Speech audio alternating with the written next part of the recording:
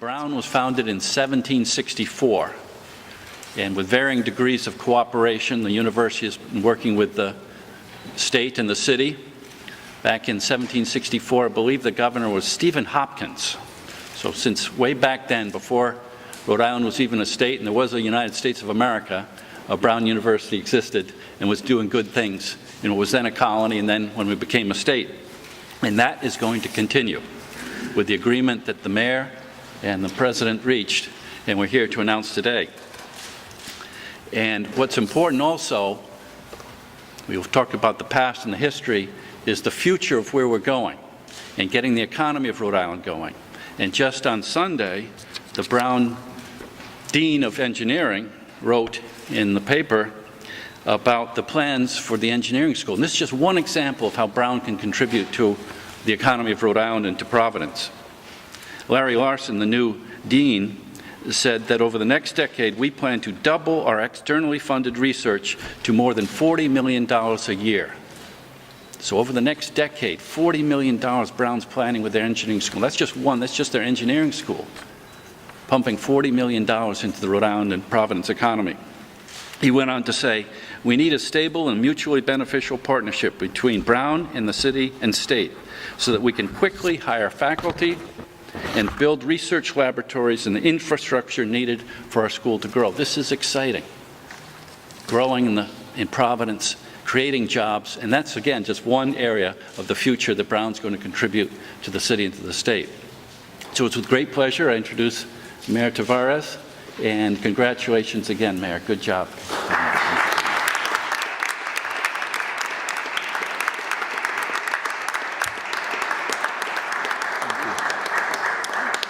Thank you, Governor. I want to take a moment to thank the Governor publicly for really his statesmanship, his leadership, his advice and support. We are constantly on the phone, and we were last week as we met with Brown, as he gave me some advice with respect to that, and he has been committed to the city of Providence, and I am grateful for his confidence. I am grateful for the opportunity you have given me to make the difficult decisions in the city of Providence. The General Assembly has been tremendously supportive of us over the last 16 months, and we would not have made it this far but for the support we've received from the General Assembly. So I want to thank you all for your support and advice during these difficult times. I also want to recognize here with us today is the Council Majority Leader Seth Yurden and also Councilwoman Sabina Matos. And I want to thank the Council for their ongoing support and look forward to continuing to work with them. But most of all, I want to thank President Simmons and Brown University. This would not have happened without President Simmons.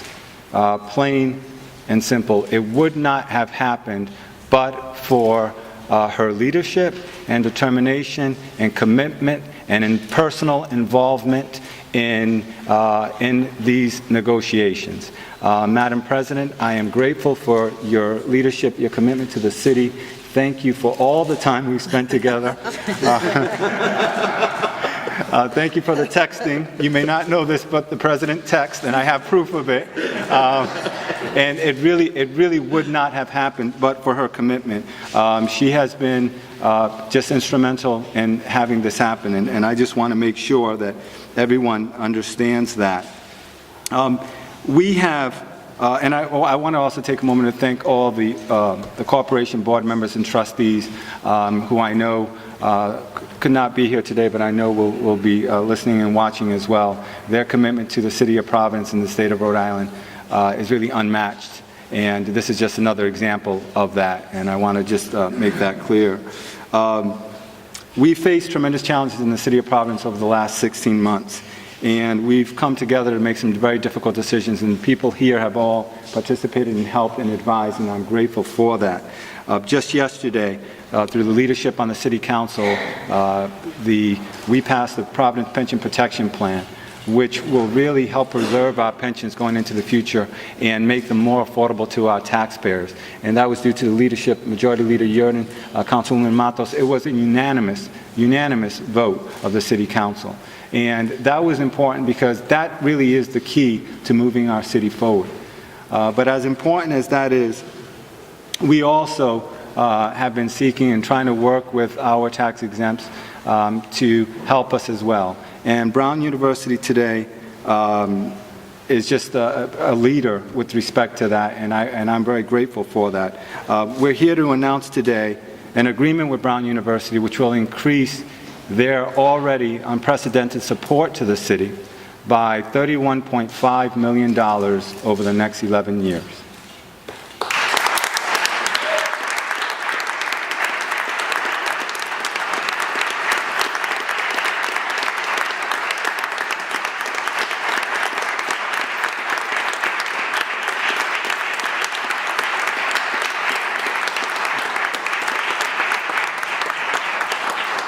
Today's agreement really underscores Brown's ongoing continued commitment to the city of Providence and to the state of Rhode Island. And I want to make something clear, and I've said this before, I think the President remembers, and that's that Brown is our major league franchise. Brown puts us on the map not only in the United States but around the country. And it's not just for the city of Providence, but it's for the state of Rhode Island. And it's vital that we work together to see them continue to grow and be successful. Because if we want to see Rhode Island succeed, we will never get there without Brown. Brown needs to lead the way, and they have led the way and will continue to lead the way. So I am grateful to have this opportunity to stand here before you today and announce this agreement. And I think that what's very important to know is this, and that is that we are codependent. We need each other. The City of Providence needs Brown University, and Brown University needs the City of Providence. We need each other to be successful. And I can tell you that as Mayor of the City of Providence, I'm committed to working with Brown to make sure that they are very, very successful, because the more successful they are, the better off the city is going to be, and the better off the state's going to be. I think the governor touched upon it today with respect to that. With respect to the agreement, we will be seeking approval from the City Council. We will also be seeking to abandon several blocks that are in on Brown's campus. We'll also be seeking to provide 250 permanent non-exclusive parking spaces on the Brown campus as well. And I just want to point out that this agreement does not impact the 2003 historic MOU that Brown entered into and has continued to abide by and paid millions of dollars already, and will continue to do that. And it doesn't also affect any of the 195 land, which we will address in the future if Brown chooses to purchase some of that land, which we certainly hope they will, by the way. And look forward to working with them on making sure that that happens. But I just want to say one last thing, and that is I believe that we are on the road in Providence to being the next great American comeback story, and Brown University is going to lead that way. And I'm looking forward, it's my honor now to present to you the person without whom this would not have happened, and that's President Ruth Simmons.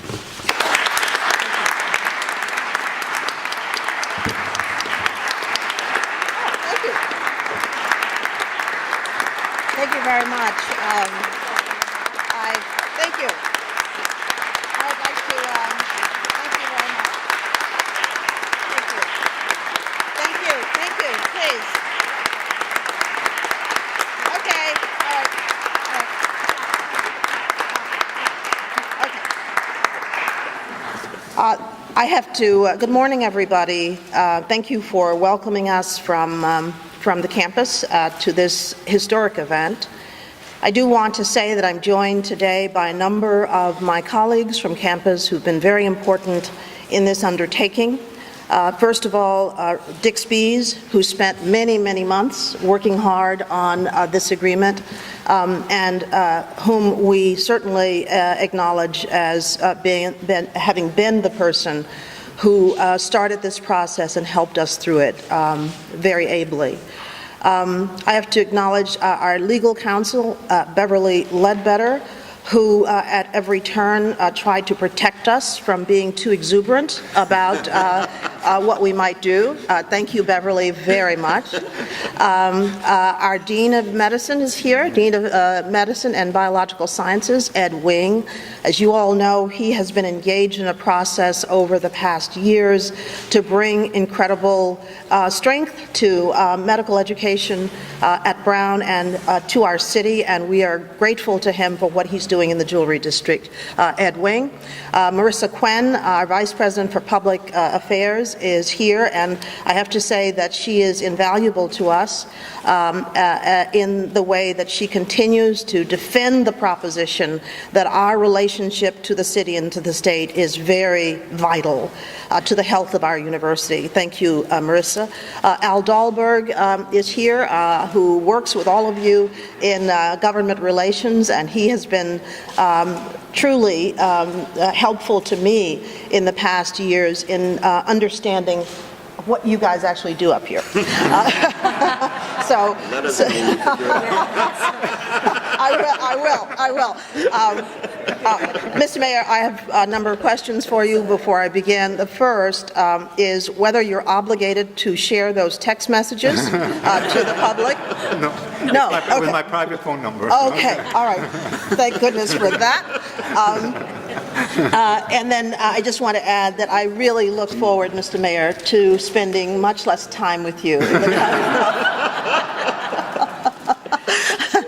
Our marathon session last week, I think we had a breakthrough, but we have spent many hours working on this, and so to be able to return to business on College Hill will be welcome. I want to thank the governor, who, these negotiations have had every quality that a good suspenseful negotiating period should have. It has had a falling out. It has had suspense. It has had reconciliation. It has had back and forth in terms of the terms of this agreement, where on both sides we've advanced ideas and changed our minds and come back and again and again, and for the governor to call us together and to encourage us to go back to work and to get this done. Governor, I thank you for that, but I want to know,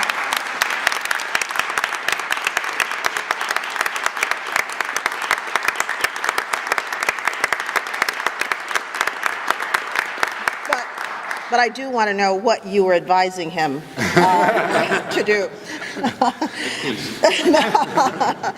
Brown entered into these discussions not only seeking to respond to the city's current fiscal crisis, but also to position the university for future growth and even greater success.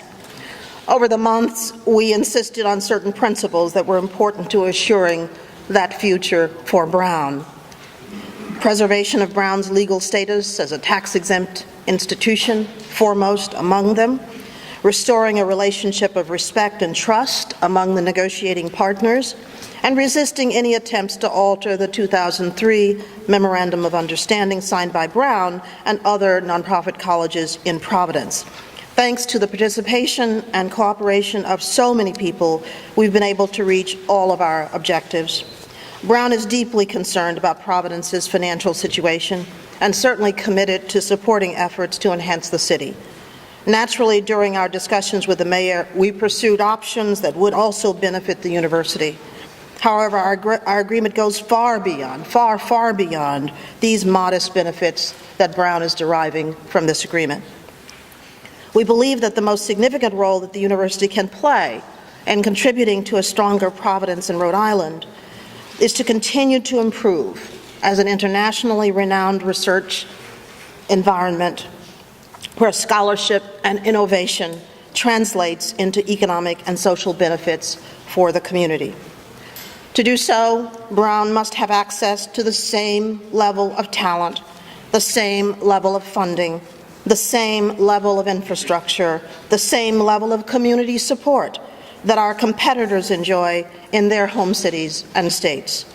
Today, Brown is one of the largest contributors to the local economy and one of the few entities already positioned to support long-term sustainable growth in our city and state. With this significant agreement, Brown has received assurances that the city and state will support and facilitate these efforts. We are grateful for these assurances, and we can now turn our attention to a renewed, meaningful, and vigorous partnership with leaders in the public, private, and nonprofit sectors to build the vigorous economy that we all need and want here in our city and state. Our agreement today builds on a history of commitment to Providence and Rhode Island by Brown and other colleges in the city. But during this challenging period, the relationship of nonprofits to their municipalities has been much debated, not only in Rhode Island, but also around the country. Such questions are valid and must be explored more thoughtfully and deliberately in the coming years to ensure that we are maximizing our substantial assets across the city and state. My hope and expectation is that in the coming years, as the city and state address the very substantial structural issues that have led to the current fiscal situation, we will at the same time, work collaboratively to develop sound practices that ensure the long-term fiscal health and economic growth that benefits all Providence citizens and institutions. Mr. Mayor, Mr. Governor, I will stop there, and I assume that you will take all of the questions that might be posed to me. Thank you. Let's give President Simmons one more round of applause. Thank you, President Simmons.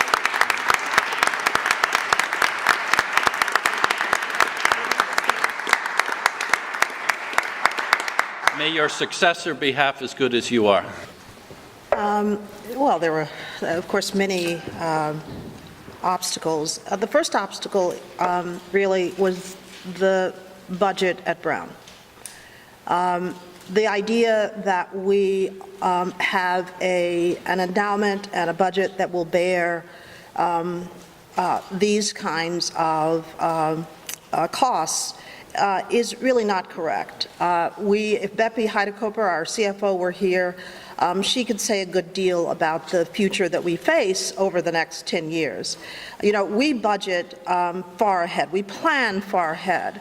And we are very concerned about our ability to add these payments to what we already have as obligations on our budget. So let me make it clear that on our campus, our faculty and students will find this very sobering. The fact that they will know immediately that they are going to have to live without so many things that they believe important to their work will affect this greatly. So I think our budget was the biggest impediment to reaching an agreement, and trying to sort out how to carve out space in our budget for these kinds of payments was very, very difficult indeed. The second impediment is that, you know, it's easy to be myopic. Most of us are when it comes to our personal interests and our professional interests, and Brown, like any other self-respecting institution, can be just as myopic as the next institution. We care about the quality of our university. We are one of the great universities in the world. To be acknowledged as such, I hope, brings pride to our city and state. But more than that, it also brings research dollars, it also brings discoveries, it also brings incredible innovations. And so it's very important for Brown to continue to be at the leading edge of university life around the world. We don't want to jeopardize that. So if we have to forego those things that enable us to be the best university that we can possibly be, that's very hard for us. At the same time, as I say, we can be very myopic. To us, the great issue always is how do we support this academic initiative? And when we are challenged to take resources away from that academic initiative, naturally it's very difficult and very painful for us to think about how to do that. I say myopic because it would be foolish of us not to understand the context in which we were born, and the context in which we exist today, and the context in which we will grow. And so trying to reduce that myopia in order to understand that context better and to commit ourselves to doing more for the city was obviously a very challenging thing. The other aspect of this, when I first met with the mayor, I think he didn't believe me when I told him this, but I think at our very first meeting I told you that our governance system in the university is very baroque, to put it mildly, and therefore I cannot make the decision to increase payments to the city. The process of getting to the point to make such a decision is necessarily a long one and a complicated one because we have so many groups that we have to consult. I think you now understand what I meant, right? So I think that was another impediment to moving this along more quickly. We have a shared governance system, which means that we invite debate about what we do, that there are many who participate in the decisions about budgeting, and we have a corporation. The ultimate authority for investments of this size really is our governing body, the Corporation of Brown University. They had many discussions about this. They had some disagreements about it, and they were a part of making this happen. So hopefully that answers your question. Those are. President Simmons, you reached an agreement in 2003, last year, you were President Brown at the time. Can you say anything to when President-elect Paxson comes in that, Mary Burden will come in 2019 and say, actually, we need another $3 million. And this will happen every time the administration comes in. I would imagine it's difficult to have to reopen this. Well, I think that we certainly have discussed this, and one of the things that we did in our agreement is we actually ended up providing more to the city than it requested. We did that because what we wanted to say is that we wanted a more sustained agreement, that we do not want to be involved in renegotiations every 2, 3, 4 years, that is unsustainable for us, the amount of time that it has taken to work through this agreement, for example, and frankly, the time that it took on the first agreement. We are primarily focused on getting the work of the university done, and every time we have to go through this kind of exercise, it takes us away from that primary focus. So what I can say to the President-elect is that we have had, in the end, a very satisfactory solution that we hope will take us a long way toward an understanding that lasts for a good while. Can you speak to that here today, or is this, will your successors take this and you're able to speak more your predecessor? Well, first of all, I want to just once again thank the President. She is right. I was a little perplexed in a very good way. I wish I could be perplexed this way when she came and had a resolution of more than what the city had asked for. And it was also clear to me in terms of wanting to draw this out. I respect the fact that in 2003, the colleges took a historic step in reaching that MOU. And it was very clear to me from the very beginning how strongly they felt about that. And so certainly I respect that and acknowledge that, and that's why I'm even more grateful that they were willing to do this. We believe that the structural changes that we have made, and that's something that obviously we've been working on over the last 16 months, will put us in a position to be much more competitive as a city going forward. And we believe that this agreement is another step in helping us do that. So I can tell you that I look forward to working with Brown University, assisting Brown University, recognizing how important it is to our city and to our state. And that's what I look forward to doing. And I don't anticipate any further negotiations, though I am hopeful that they buy the 195, some of the 195 land, and we'll cross that bridge when we come to that. With regards to the other nonprofits, we've reached some other agreements Yeah. in the last 24 hours, but where do you stand as far as making up the balance that you need to make up for this current fiscal year?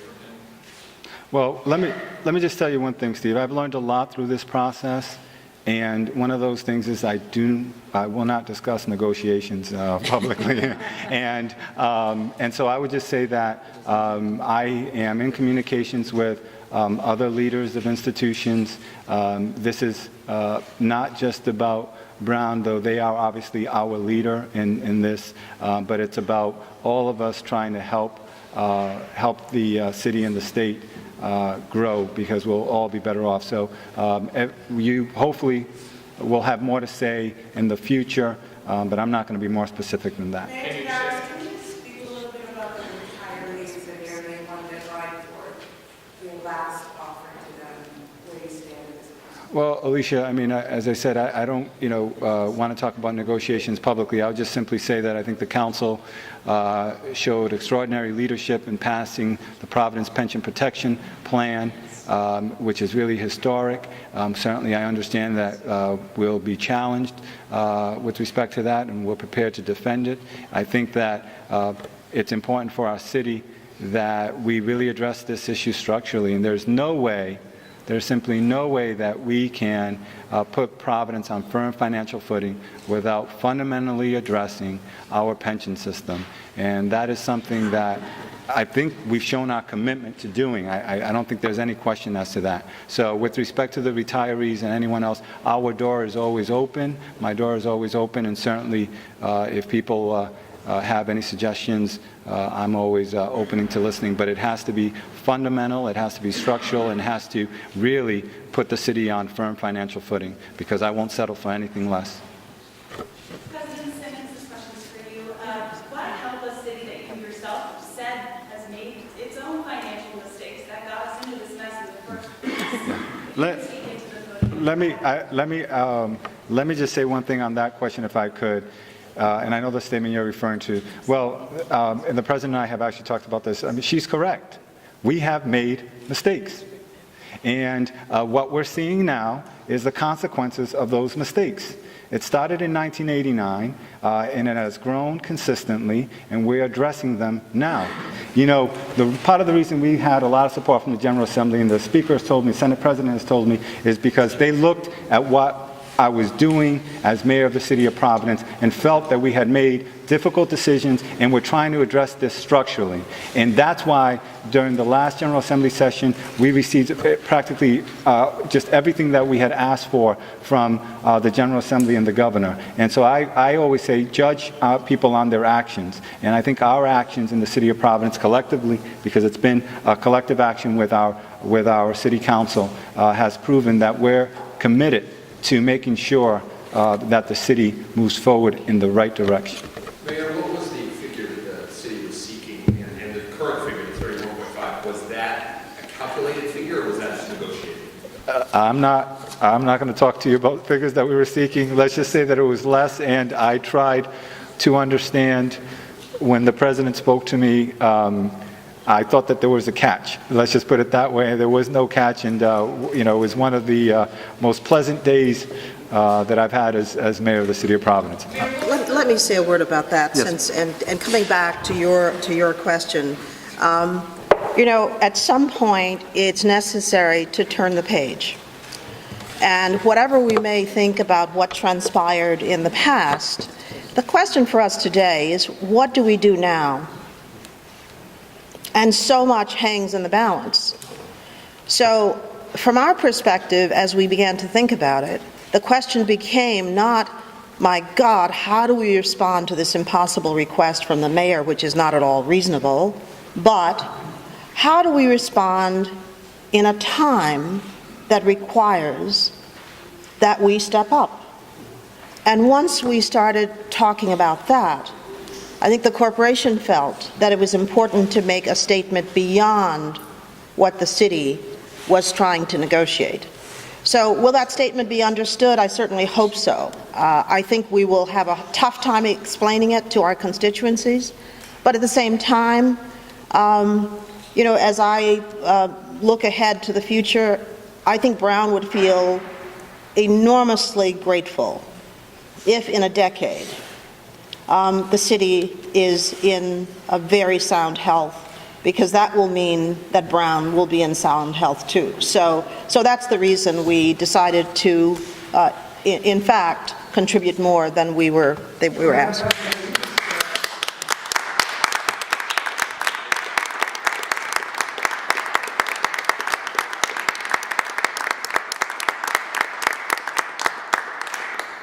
Convince the corporation to just go ahead on faith, or to do an oversight over what this administration or succeeding administration is doing in terms of city planning?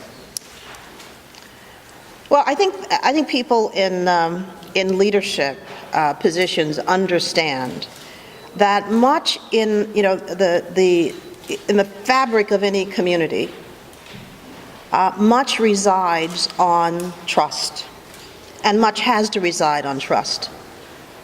And so, if we try to go down the ledger and to look line by line at what we can trust, basically we'll never do anything.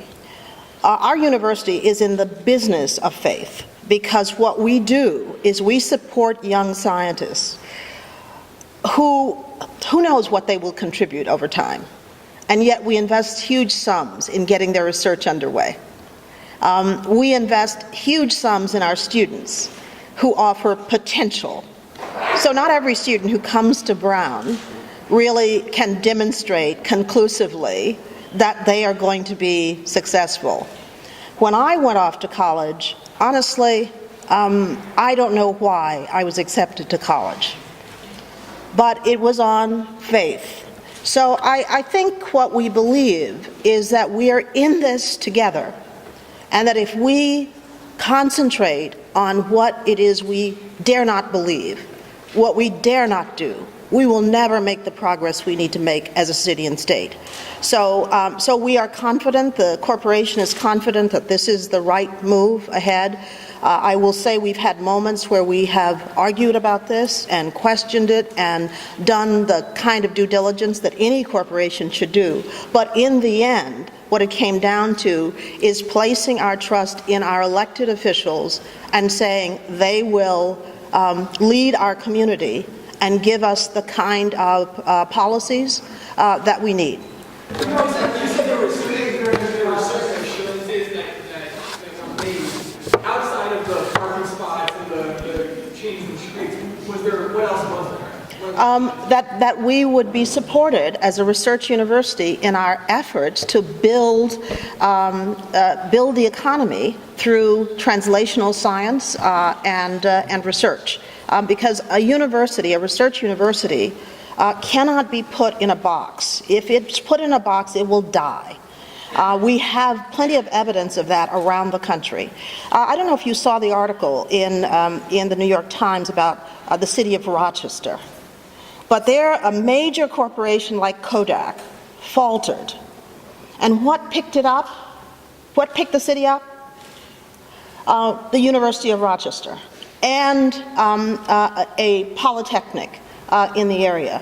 That's what we hope to contribute to our communities, is that kind of work. But in order to do it, we have to have everybody's support, not their resentment, not their questions about whether or not we should exist as a tax-exempt institution, but their commitment to help build that out, because we know what that has done for so many cities around the country.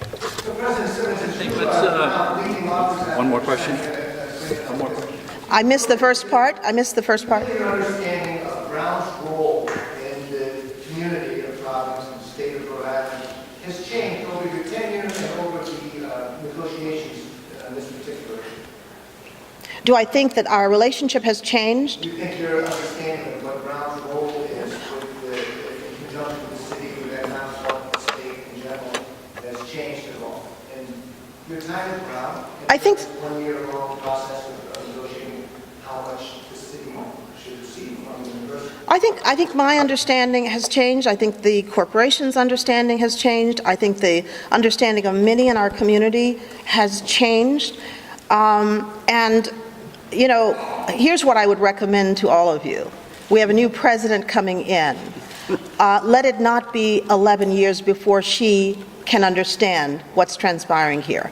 So I think it puts a great burden on this community to receive her, to give her the kind of education that she needs in order to be a part of this process, and I think I would commend to the governor, the mayor, the legislators, certainly an effort to try to do that early on. I remember my first days, Marissa's going to get nervous when I start talking like this because she tries to prevent me from saying controversial things, but let me say this. I remember as president in my early days, I had just arrived at Brown. And then the mayor of the city of Providence marched up the hill, threatened to march up the hill and call a press conference in front of Van Wickle Gates about taxing Brown. That was my introduction to the city of Providence. I think that if that kind of thing had not happened, I think we might be much farther ahead than we are in our agreements with the city. So let me say that it's very important for good relations to exist and for grandstanding to be at a minimum. We are a community that believes in reflecting. We're a community that believes in evidence. We're a community that believes in community. That's what we do for a living. So my hope is that as the new president comes in, you will give her the opportunity to learn a good deal about the city and to become involved in the city in a way that I did not have an opportunity to do when I first arrived. Sorry, Marissa.